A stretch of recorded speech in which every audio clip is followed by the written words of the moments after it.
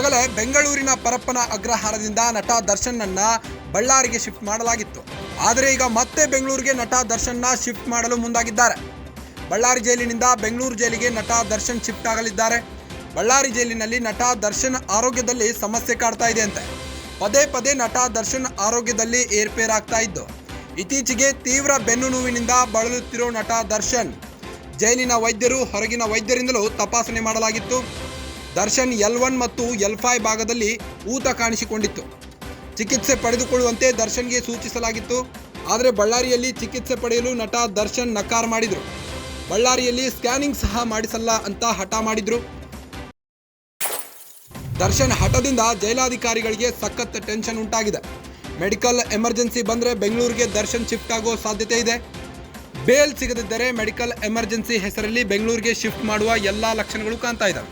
ಮತ್ತೆ ನಟ ದರ್ಶನ್ ಅನ್ನ ಬೆಂಗಳೂರಿಗೆ ಶಿಫ್ಟ್ ಮಾಡಲು ಮುಂದಾಗಿದ್ದಾರೆ ಜೈಲಾಧಿಕಾರಿಗಳು. ಬಳ್ಳಾರಿ ಜೈಲಿನಿಂದ ಬೆಂಗಳೂರು ಜೈಲಿಗೆ ನಟ ದರ್ಶನ್ ಅನ್ನ ಶಿಫ್ಟ್ ಮಾಡಲು ಮುಂದಾಗಿದ್ದಾರೆ.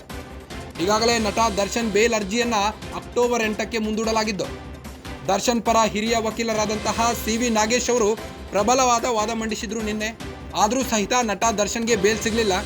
ಆದರೆ ಇನ್ನು 2 ದಿನಗಳ ಬಳಿಕ ನಟ ದರ್ಶನ್ ಬೇಲ್ ಅರ್ಜಿಯನ್ನ ಮುಂದೂಡಲಾಗಿದೆ.